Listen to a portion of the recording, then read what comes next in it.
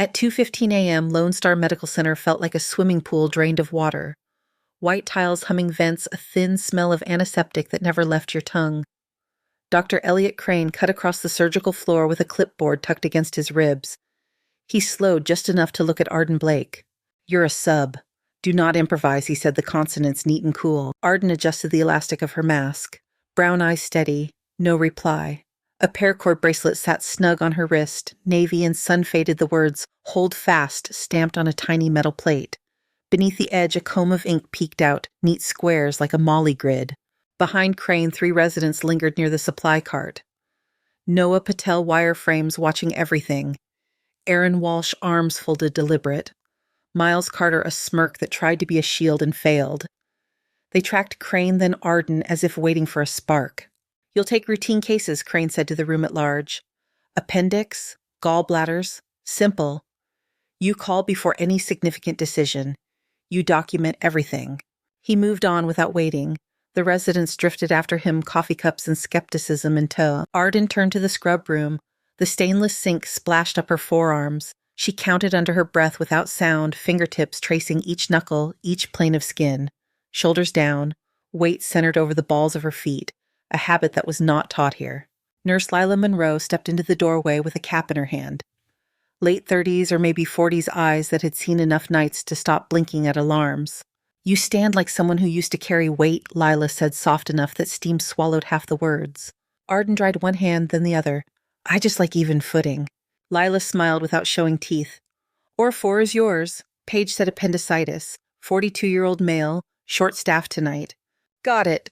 In the locker's little mirror, Arden checked the seal of her cap. She wound her hair tight, smoothed. The stray strands snapped her glove cuffs. The bracelet shifted. She nudged it back down over the ink.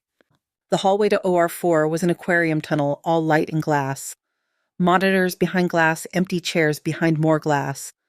The beeping from somewhere far away set a pulse that matched the ache in her wrists. A janitor's radio hissed and then cut off. Somewhere a door shut with a rubbery thud. OR4 was stainless and bright, the operating table square in the center like a stage.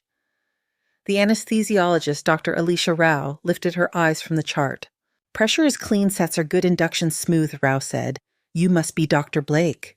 "Arden, please." Arden's voice was low and unhurried. "Thanks, Dr. Rao."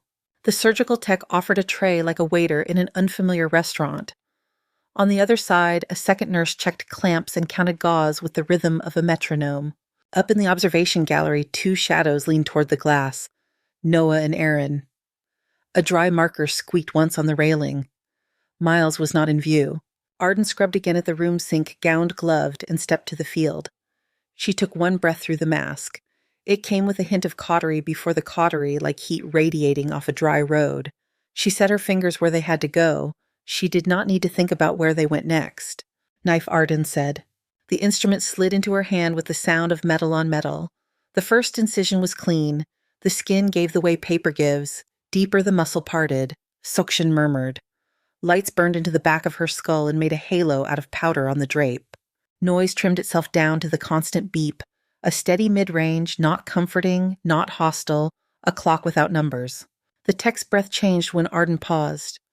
The pause lasted no more than a heartbeat, but in that thin gap something inside her sorted input. Not a thought. A catalog. Temperature at the glove. Texture on the back of the blade. A curl of smell that did not belong here. Arden set the knife aside and held pressure where the peritoneum was about to fight back. The tissue looked wrong, a shade off. Edges that did not catch light quite right. The air above the wound carried a metallic tang under the antiseptic. It raised a ghost of grit at the back of her mouth. "Something wrong?" the tech asked. "Not routine inflammation," Arden said. "Suction wide. I need a better look." Rao glanced up from the head. "Vitals are steady." "Keep me posted," Arden said. "Clamp." The clamp clicked. Arden did not make the call to the chief. There was no time to narrate a feeling he would not trust. The peritoneum opened. The view shifted from red to red with intent. She worked quickly, palm, steady eyes, not lingering on any one detail longer than 2 seconds. She did not waste motion. She did not ask for permission to be right. When the small bleeder lifted under her forceps, she saw where the softness ended and the fight began. The appendix was not only angry, It was perforated along a seam that tucked itself into a fold quiet enough that a camera would have misread it. A ring of fibrin told the rest of the story. Suture, Arden said. 2-0. Give me the anchor. The tech hesitated. The what? 2-0. I will place an anchor. The needle driver came warm from the tech's fingers. Arden set the first bite and then the second at an angle that would not look elegant in a textbook. The stitch arced and returned to itself and locked in a triangle that spread tension where it needed to go. She placed 3 more equidistant, each one laid by the same geometry. There was a reason for the angle. It kept pressure from torquing fragile tissue. It held if things went bad. Rao called numbers low and even. Pressure 90, Sats 98. Good, Arden said. Irrigation. Let us finish what we started. They cleared the area. The smell thinned as saline washed away the heat. Arden rechecked her work with 2 fingers light as if feeling for a coin in a coat. She closed the layers with the same quiet pace. No flourish, no sermon. On the gallery glass, Noah leaned closer. His palm left an oval of fog. He said something to Aaron that did not reach the room. The final stitch went in and sat down properly. The edges met. Tape smoothed the dressing flat. Nice, the tech breathed, unable to help herself. Arden nodded once. Thank you. She stepped back, peeled one glove with the other, dropped them into the biohazard bin with a sound that was more heavy than it should have been. She rolled her shoulders to push the ache away. The bracelet slid and flashed the metal plate. Rao lifted her eyes again. Whatever you saw at the start, it was a good catch. Arden took the compliment and set it aside. I will write my note. In the hallway outside, the hum of vents sounded louder than before. Lila waited by the sink, a paper cup of coffee in each hand, the bitter scent rising like a warning. She offered one. For your charting, Lila said. Arden accepted. Steam hit her face and made her eyes water. You do not have to keep doing that, she said. What? Making sure strangers do not drown, Lila said, and then looked past Arden at the gallery door. They were watching. Residents, Arden said. Hungry, Lila said, and there was no judgment in it, only knowledge. Arden took her coffee into the small dictation alcove. The monitor was too bright, the chair too low. She typed clinical language with a speed that did not look rushed. Findings, interventions, no embellishment, no heroics. She wrote the word perforation because that was what it was. She described the local contamination, the irrigation, the closure. She did not name the stitch. She saved the note and stood. The coffee was already cooling a ring printed on the laminate. Outside footsteps gathered. The residents had moved from the gallery to the hall. Noah carried a dry erase marker like he had forgotten to put it down. Aaron's expression had shifted from cool to interested. Miles looked annoyed at his own interest. No one spoke. The silence stretched and had texture. Crane's voice came from the far end, clipped and clean. Operative note complete, Dr. Blake. Yes. He stopped in front of her. Up close, he smelled like starch and faint cologne that did not belong to a night shift. Imaging did not show perforation, he said. Labs did not point to it either. Clinical presentation did, Arden said. From the doorway you can make those calls, Crane said. It was not a question. Arden met his eyes, from the table. He studied her face for a count of 2. You call me next time you suspect deviation from plan. I will consult as appropriate, Arden said. It was polite, it left room. Crane's mouth tightened. He turned to the residents. Trauma room now. We have a hand laceration and a possible compartment. Dr. Blake, you have post-op orders. He left. The residents did not. Noah stepped to the glass of the gallery door and wrote with the marker on the inner pane where only Arden could see. 4 words angled quick. What was that stitch? Behind the words, the OR lights, reflected like a lake at night. The beeping in Arden's ear shifted up 1 step, then back down steady again. Lila's shoes whispered against the floor as she moved away. The bracelet on Arden's wrist caught the light. She turned her hand until the metal flash winked and went dark. She did not answer the question on the glass. The marker squeak stopped. The corridor breathed. The beeping held its tempo. The corridor held its breath. Arden tossed the empty cup and slid into the glow of a workstation to place orders. Fluids, pain control, serial exams. Her fingers moved cleanly over the keys, the bracelet cold against her skin each time her wrist lifted. Down the hall, Lila waited by the scrub sink, listening to the hollow music of the vents. A paramedic strode past with a backboard over one shoulder. Somewhere a printer clicked and whirred. The place had its own weather. Arden finished, signed, and turned toward the staff lounge. The door swung open on stale coffee and a couch with its stuffing trying to escape. Noah leaned against a locker with his marker now stuck behind one ear. Erin scrolled on a tablet, the screen throwing blue into her face. Miles lined up sugar packets like dominoes he did not push. You did not answer, Noah said. Not accusatory. Curious. I answered what mattered, Arden said. Miles huffed, which was not the question. Erin looked up. The closure was different. The angle. Arden shook her head once. It held. The overhead speaker cut off whatever else might have formed. Code tones snapped down the hall like wires pulled tight. Code blue or 2. All available staff. Repeat. Code blue or 2. Arden moved before the second repeat. The carpet in the lounge caught the edge of her shoe. She did not break stride. Residents spilled after her past carts and the shine of floor wax that always made fast steps feel like a risk. Or 2 was a box of light and noise. An anesthesiologist bagged with both hands. A tech pumped chest compressions on a belly that was already draped open. The monitor screamed ventricular chaos. A nurse read off numbers that did not make a sentence. What happened? Arden asked as she grabbed a cap from the bin. Post-Cole, the anesthesiologist said between breaths. Started bleeding hard in PACU. We brought him back. He coded as we opened. Crane appeared in the doorway with sleeves rolled to his forearms. He took it in with one scan and planted himself at the foot of the table. I will take it from here. Dr. Blake stepped back. Arden felt the heat of the light soak into her shoulders. She had already reached for the gown. The tech tied her without being asked, fingers quick and sure. With respect, Arden said, and her voice came out calm enough to smooth glass. I know this field. Scalpel. The instrument landed in her palm by muscle memory that did not belong to this room. Crane's face went colder. Dr. Blake, he said, that is an order. Compressions off, Arden said. Suction, large bore, retractor to my left. Start the clock. The room chose. The tech moved as if they had rehearsed. Compression stopped. Suction roared to life. Blood came in a red sheet and then narrowed to a spillway under the angle of the retractor. Arden extended the incision in 3 clean cuts and set her fingers where the abdominal wall needed them. She did not chase the blood. She ignored the first river for the gutter behind it. Under the flood, she found the tear she had already pictured. Not at the staple line. Deeper. Posterior. A vessel that had been thin for years and finally failed under new disturbance. Clamp, she said. A delicate instrument nestled against the slick red. The bleeding changed from panic to argument. The monitor flattened hard and then tried to find itself. Epi and the anesthesiologist called out, charging, clear. The shock threw a ripple through the patient and the table. The smell of burned air cut the room in 2. The monitor scratched up a jagged rhythm that could be a start. 2-0, Arden said. Needle driver. I am placing anchors. The tech's hand trembled as she passed the kit. Arden set the first bite with a tilt, took the second through stronger tissue, and locked the thread into a triangular brace. She placed another and another, moving around the mouth of the tear. Each stitch spread tension away from the point of failure. Each one turned the vessel from mouth to seam.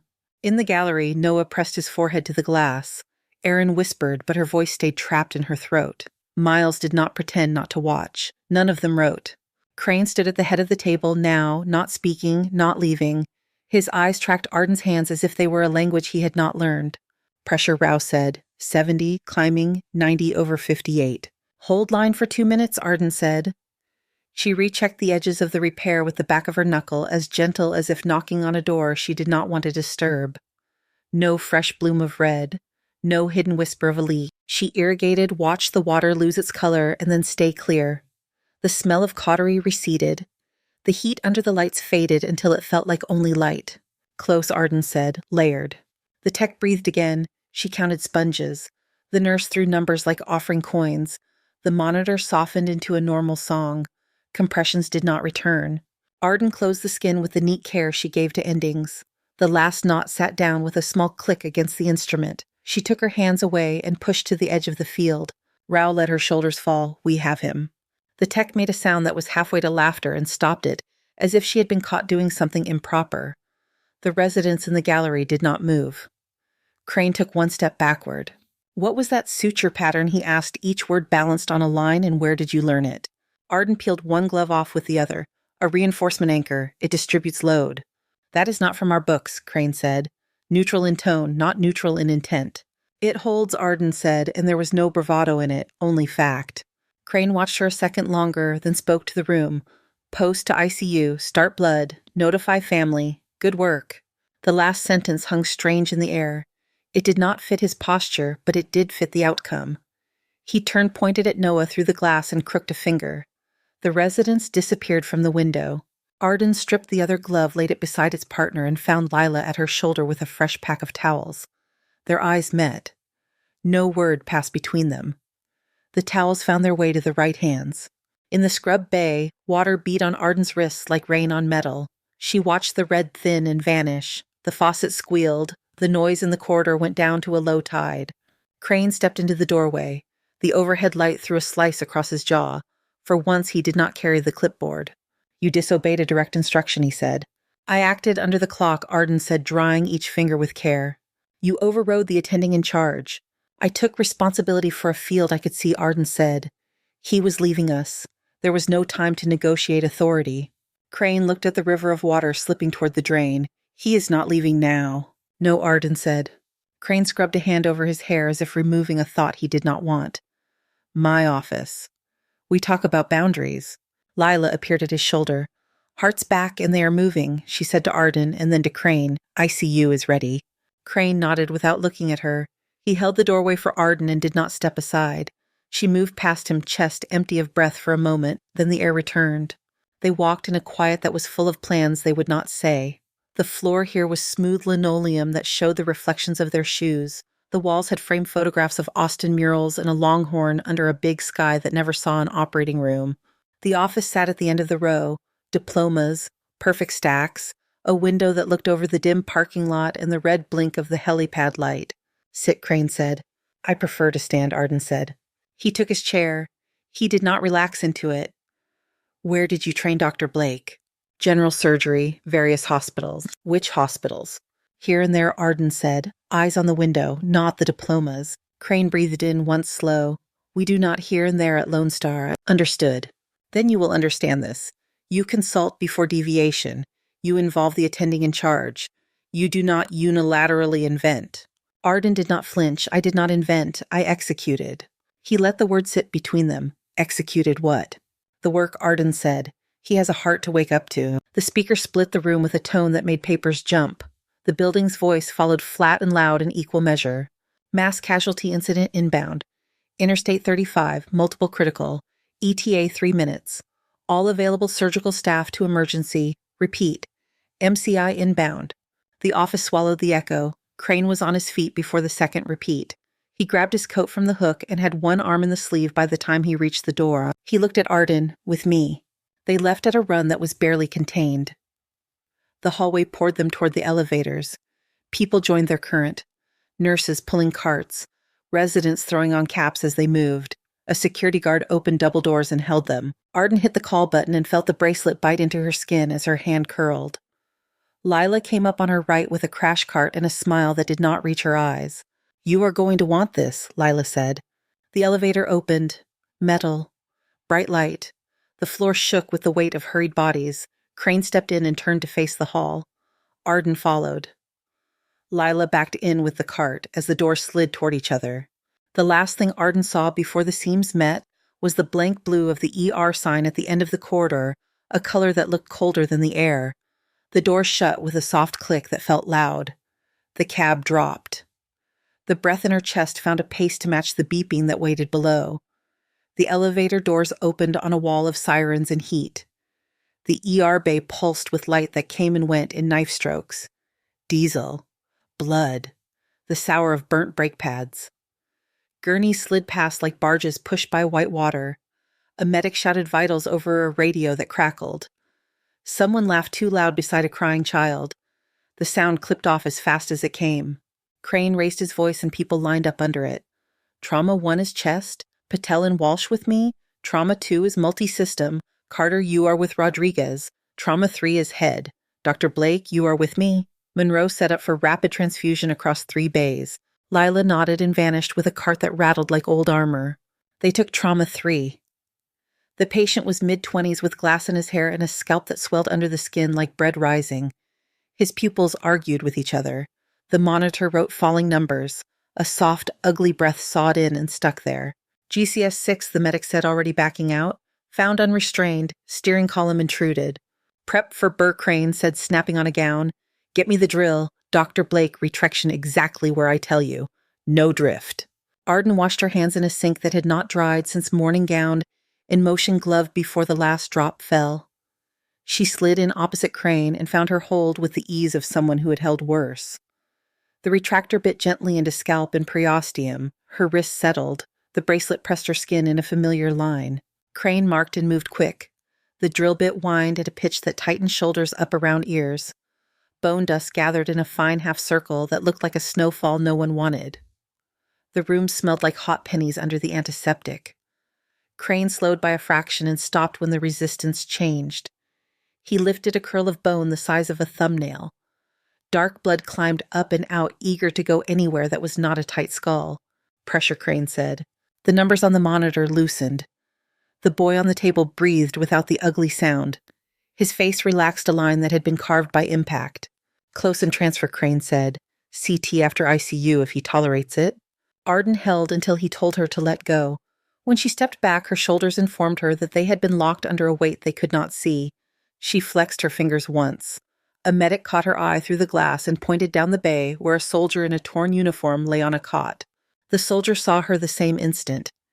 He reached out a hand that still had grime ground into the creases of his fingernails. His fingers caught her wrist with a strength that did not match his color. Wait, he said. The mask fogged and cleared with each syllable. I know you. Calat Ridge. You stayed. Major Blake. The word major had edges. It cut the air.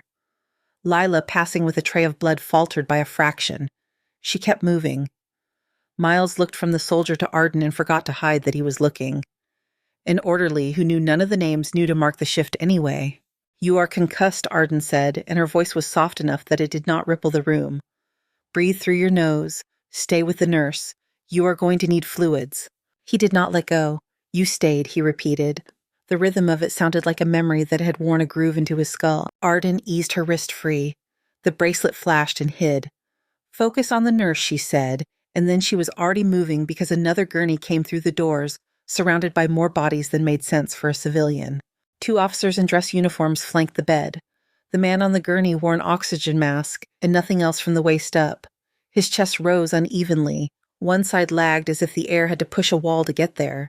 His skin had lost most of its color. Under the tape and the gauze bruises bloomed purple and green. Priority surgical intervention, the taller officer said. Colonel James R. Whitaker, 82nd Medical. He requires immediate thoracic surgery. He is requesting Major Arden Blake. Crane stepped between the gurney and the mouth of the bay. He was not tall, but authority added inches. This is a civilian hospital. You will wait for triage like everyone else. There is no Major Blake here. There is Dr. Blake. The officer lifted a tablet that lit his face from below like stage light. The screen showed a photograph of Arden in desert tan, a cap shadowing eyes that looked the same. Lines scrolled. 6 years, 3 tours, 800 procedures, decorated, anchor stitch, terms that did not show up in standard resumes. The patient requests Major Arden Blake, the officer repeated. He did not raise his voice. He did not need to. Rao appeared at the head of the gurney, having been called without anyone seeing it. She had already placed a hand on the colonel's jaw to feel his breath move. Airway is unstable, she said. I am not happy with the stridor. The colonel's eyes opened a slit. He focused. In that sliver of focus, he found Arden. The mask muffled him, but the words were clear enough. Need the best, he said. Do not let me die. Arden felt her spine align.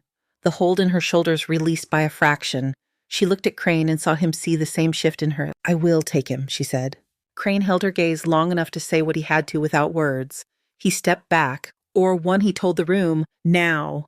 They moved. The gurney rolled within a column of motion. People flowed around it.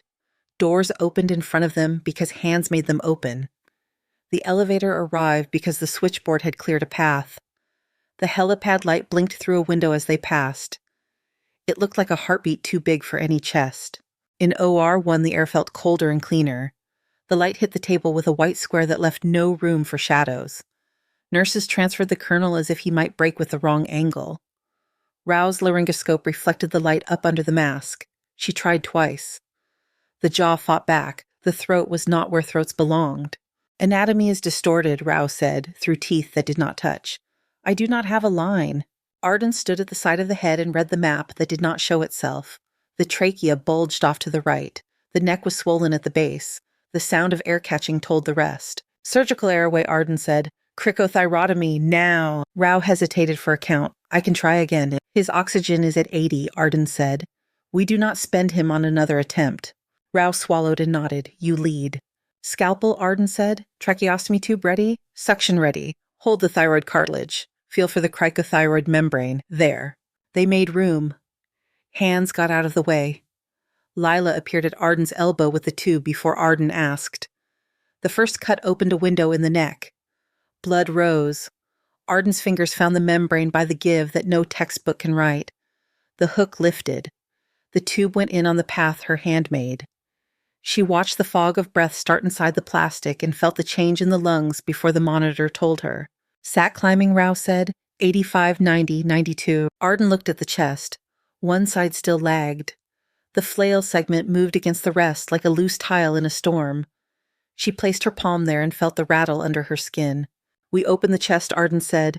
Hemothorax with probable intercostal bleed. Prep and drape wide. The room spun in the pattern it knows. Drapes fell in squares. Instruments lined up like an alphabet that made sense to a few. The field bloomed under light. Arden stood at the left side. The first cut found ribs and then the space between. She slipped into the pleural cavity and was greeted by warm weight. Blood poured over her wrist and off her glove to the suction that drank it like thirst. She followed the source with her eyes in her hand. Not the obvious, not the distraction, the true line. Clamp, she said, and the instrument arrived at the exact second she needed it. She kissed it bluntly to a vessel that pulsed under a film of fluid. The pulse went from shout to whisper. The field cleared 1 degree. 2-0, Arden said. I am placing anchors on the tear. Then we will evacuate and reassess for lung re-expansion. She set the first stitch with the angle that spread force into healthy tissue. The thread moved like a line on water. She locked it. 1, 2, 3. The triangle forms repeated around the mouth of the injury. The leak turned from a mouth into a seam. The lung tried to test breath and did not hiss. Up in the gallery, Noah pressed his hands to the rail as if he could lean his way closer. Aaron watched Arden's needle hand with the attention of a student who has finally seen the move that used to be only words. Miles stood at the back where shadows collected around the corners of the glass. He watched anyway. Crane took a step to the field. He did not speak. He held a retractor without being asked and made himself useful. It surprised the nurse on his side enough that her mouth opened and then closed. Rao at the head watched numbers become firm ground. Pressure 100 over 60, Rao said. Sats hold at 98, rhythm regular. Check for additional bleeders, Arden said. She ran her eyes over the field one more time, not trusting it because trust was not what kept people alive. A small ooze in the back corner got 2 quick bites. The rest held. Evacuate, she said. Suction until clear. Place chest tube. We will do a quick Valsalva test. They worked. The blood left. The lung rose and held. The flail segment calmed under the care of the internal stent and the external wrap. The field no longer looked like war. It looked like work. Close, Arden said. We move him to ICU for tight watch. She sealed the last layer. Her shoulders dropped without her permission. One of the officers in dress uniform had remained in the doorway the whole time, hands clasped behind his back. He inclined his head to no one in particular. They rolled. The corridor to ICU had lights that hummed in a different key. The gurney wheels whispered over ridges at the thresholds. Lila walked at Arden's side, one hand on the rail, the other ready to push whatever button needed pushing. In the unit, monitors waited with blank faces that woke as soon as leads touched skin. Numbers arrived in green and white. Oxygen, pressure, heartbeats making their little hills. Arden stood by the bed and watched it all for long seconds. The bracelet lay quiet against her wrist. The room smelled like bleach and lemon and a ghost of blood that had gone to ground. Crane spoke behind her voice low enough for only her and the machines. You did not wait for permission. Arden did not look away from the screen. I did not have time to collect it. He let that settle without answer. On the monitor, the line that marked rhythm wrote a steady run of peaks. The tension leaked out of the air the way heat leaks out of asphalt after sundown. The unit doors opened and a stretcher rattled past with another patient. An orderly apologized to the air. A nurse laughed quietly at something under her breath. The colonel's numbers jumped. The oxygen dipped and then found itself. The blood pressure slid down without the polite pause. Rao's head came up. Lila looked at Arden a half second before the speaker did its work. Code Blue ICU 7. The room shifted from calm to tilt. The monitor dropped the pretense of music and went to a harsh alarm that grabbed the spine and squeezed. The call light over the door flared. Nurses moved without words. Crane reached for the crash cart and pulled it forward 2 feet. Arden was already at the bedside, her hand on the colonel's chest, to read what he could not tell them. The alarm filled the room with a hard metallic cry. The colonel's pressure guttered on the screen. His chest rose shallow and stubborn. His skin turned the color of wet paper. "Bag him," Rao said. "Get me a line on that pressure." Arden had a hand on the sternum and another at the side of the neck. Jugular vein full. Heart sounds dull behind the ribs. Pulse thready under her fingers. The pattern drew itself without asking permission. "Cardiac tamponade," Arden said. "We drain here." Crane's head snapped up. "We take him back to the OR. He does not have that time," Arden said. "Cardiac needle. 18 gauge. 6 inches. Subxiphoid approach. Local in. Get me ultrasound if it is already in the unit. We will not wait for it." Lila was already moving. The cart opened like a treasure chest. The needle came into Arden's hand with a glint under the ICU lights. A nurse pushed alcohol across the skin. Rao adjusted the bag and called numbers like steps on stairs. "Pressure 60/30, Rao said. Sats 90, 87. Pad the xiphoid." Arden said, "Angle toward the left shoulder. Keep your eyes on the rhythm. If it dips, tell me before it thinks about dipping." Crane stood at the foot of the bed. His jaw worked once. He did not move to stop her. He did not move to take over. He watched. Arden found the soft place at the point where ribs and cartilage meet. The needle slid through the skin and then the belly wall and then the space under the heart where the sac pressed tight. She felt the tissue change at 40 millimeters. 50. 55. The give came at 60, a slight surrender that no display could show. "I am in," Arden said. "Aspiration." The syringe filled slow. Dark red thinned toward amber. The first 10 milliliters turned the monitor from a siren to a voice. 20, 30. The colonel's chest rose deeper. The color in his face warmed by a degree. 40, 50. Rao called out numbers that climbed like a careful hiker. 90/50, Rao said. 95/55. "Continue," Arden said. "We will take 100. At 90, the SAC relented the last of its crush. The rhythm on the screen turned from a frantic scribble to a steadier set of peaks. The light above the bed no longer felt like heat. The room let out a breath it had held too long. Arden withdrew the needle with the same care she had used to insert it. She held pressure for a count of 10. She looked at the numbers once, then at the patient, then at the team. "We are stable," Rao said. "Hold tight monitoring." Lila exhaled and leaned a shoulder against the cart for a second. She straightened when she felt herself do it. A nurse smiled without showing teeth. The smile vanished before it could be read as celebration. Crane stepped closer. He looked from the syringe to the screen to Arden's hands. "How did you know?" he said quietly. There was no image. "Beck's triad," Arden said. "Hypotension.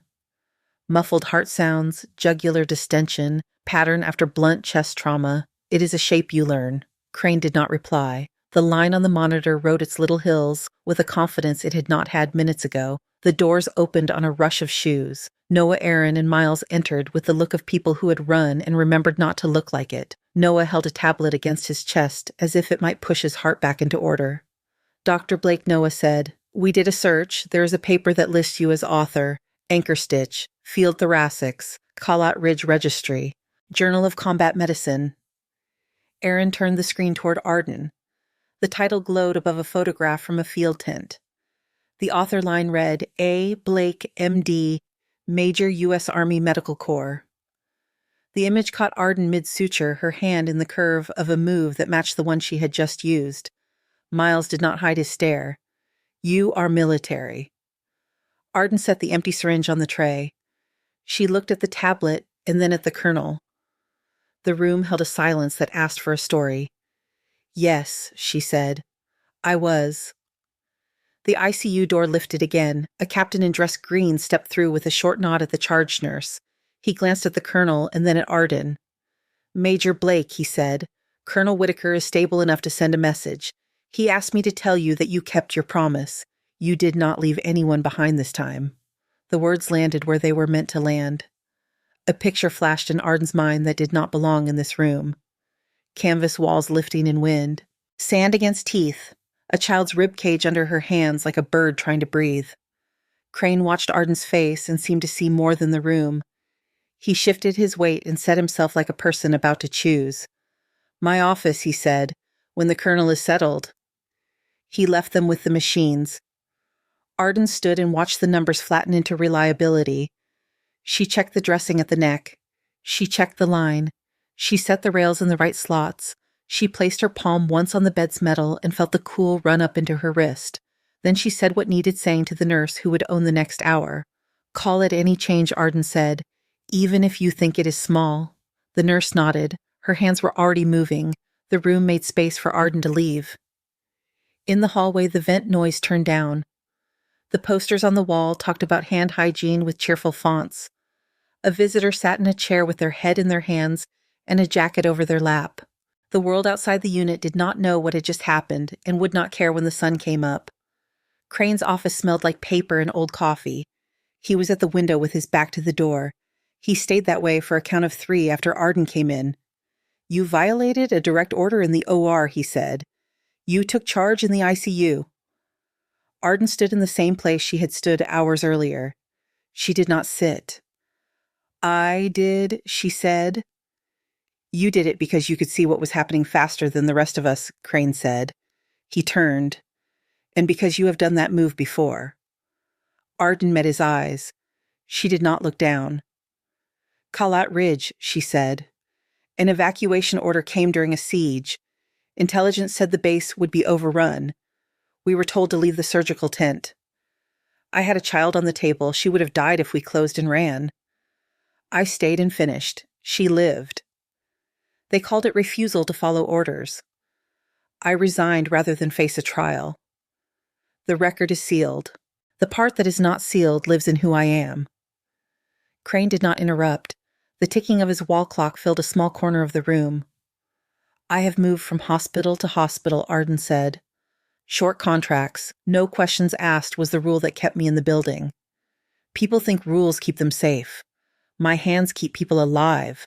That is the equation I know. Crane walked to his desk and opened a drawer.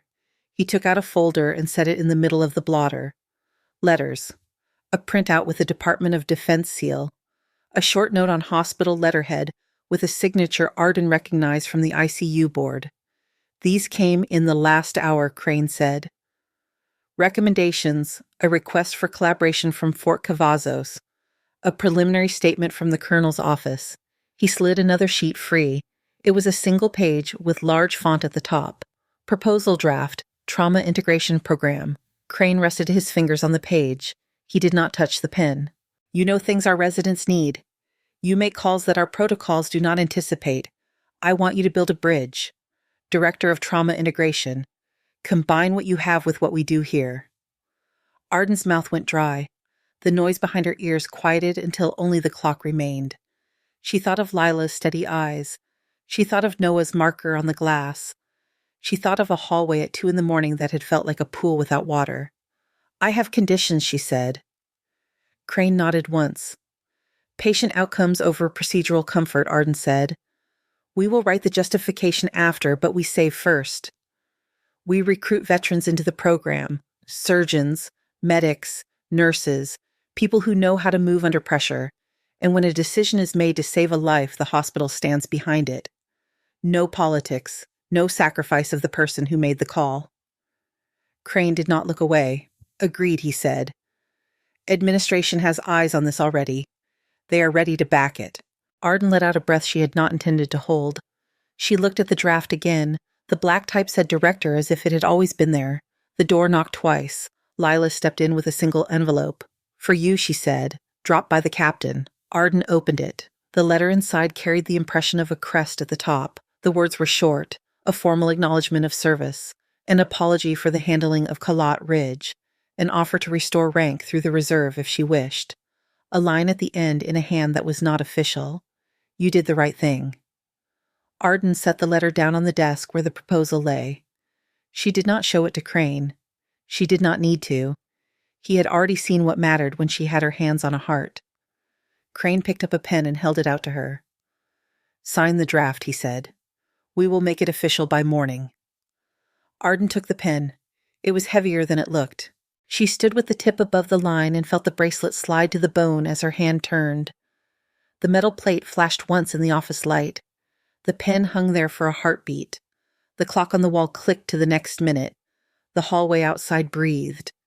The building waited without knowing it was waiting. The pen touched paper. Ink moved. The line gathered her name and held it. Crane took the signed draft as if it might slip away. He nodded once. Not triumph. Agreement. He set the paper aside and glanced at her wrist where the bracelet had slid close to the bone. "Welcome," he said. The printer in the corner woke and rattled off copies.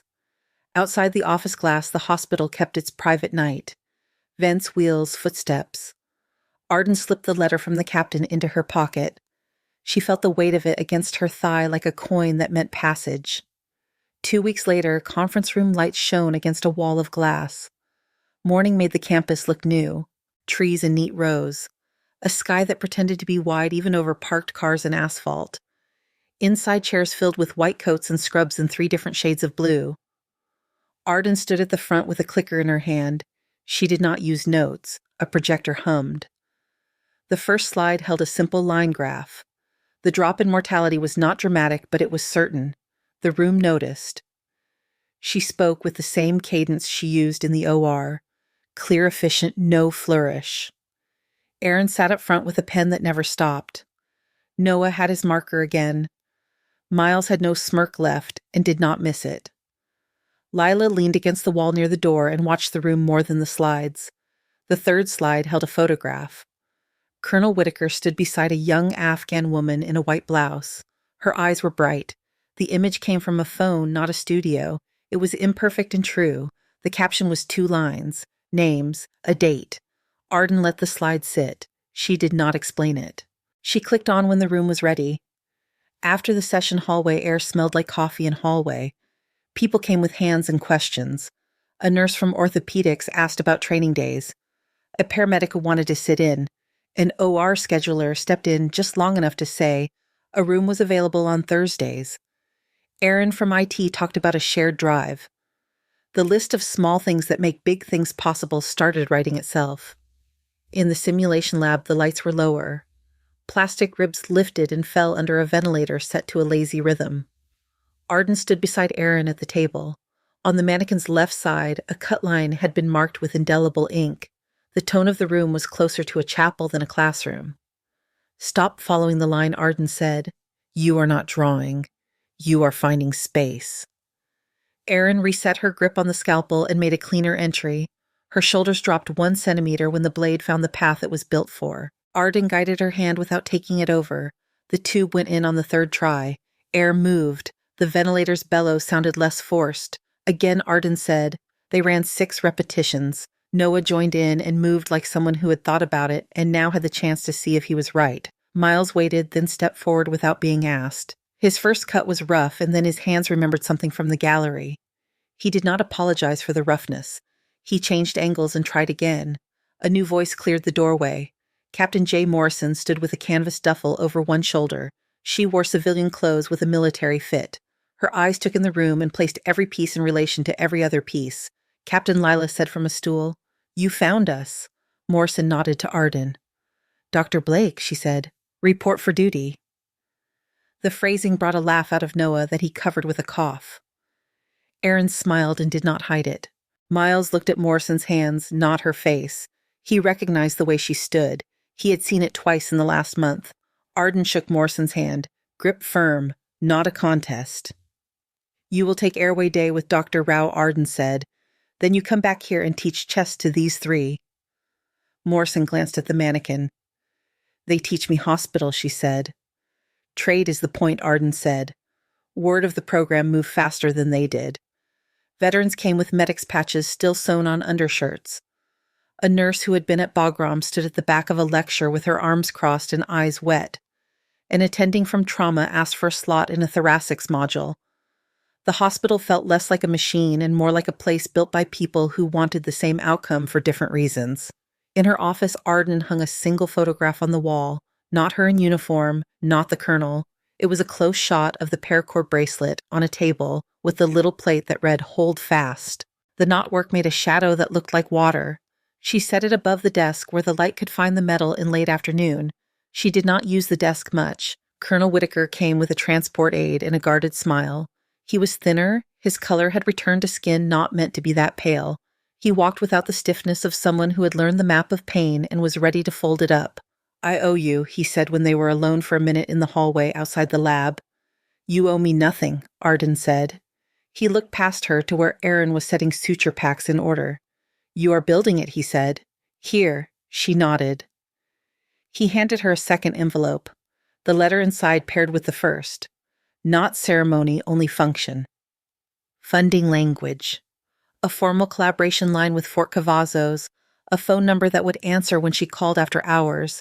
It sat in her palm like practical faith. In the staff lounge, Crane stirred sugar into coffee he would not finish. The room fit him less than it used to. He did not say so. Arden stood at the door and waited. "You have complaints," he said, and he did not sound annoyed. "Hallway traffic, shared rooms, time on the schedule." "We are adjusting," Arden said. He nodded. "The ICU nurses asked for your triage matrix templates. They say they are easier to read in a hurry." "Lila rewrote them," Arden said. Crane sipped and set the cup down. "Are you staying?" he asked. The question was not about the day. "Yes," Arden said. He did not hide the relief. He picked up the cup, forgot to drink, set it down again. The man had a way of accepting a change by adjusting angle and carrying on. It made collaboration possible, and the pager on Arden's waistband rattled. A note from radiology. She excused herself and did not hurry. In the hall, she passed a family with hospital bracelets that did not match their clothes. They were talking too quietly and too fast. She did not slow, but she noticed them. The building held many stories at once, and none of them stopped for the others. Back in the lab, Noah had drawn small triangles on a whiteboard, as if to understand an angle by drawing it. Aaron corrected one without saying anything. Miles deleted a whole row and started over. Morrison set a timer and made them do it with gloves and music projecting through a phone speaker an inch too loud to ignore. Rao walked in and watched for a minute. She tucked her hair behind one ear. "You built this out of air," she said to Arden. It was not envy. It had the tone of acknowledgement. "Out of people," Arden said. Rao smiled with one corner of her mouth. "Better." Late in the afternoon, conference room blinds cut the sun into pale ribbons. A second session filled with nurses still in their unit shoes and a paramedic with road dust on his cuffs. Arden kept the pace and never raised her voice. When it ended, a few stayed to ask quiet questions about the part where hands need to know before the brain can explain. Evening came without ceremony. Lights shifted cool.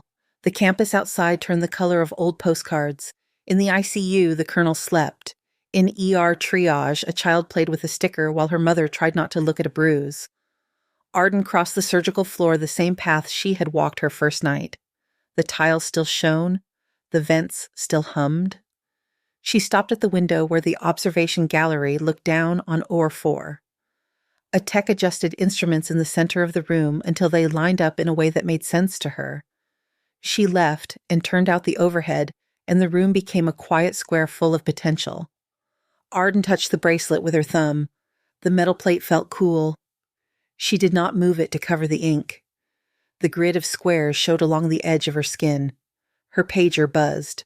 A call from the ED. "Incoming trauma. Vehicle rollover 2 minutes out." The message was short. The nurse had added a name in the note field. The patient had asked for Dr. Blake. Arden turned toward the elevators. Lila fell into step beside her without needing to be called. The cartwheels sang a little on the seams between floor tiles. Crane came from the other direction, coat unbuttoned, tie crooked from the day. He matched her pace. He looked at her hand on the rail at the bracelet, at the square of clean floor waiting beyond the closing doors. "Improvise responsibly," he said. Arden nodded once. "Hold fast." The elevator took them down. The beeping below set a tempo they already knew. The doors opened on lights and motion and air that tasted like metal. Arden stepped into it.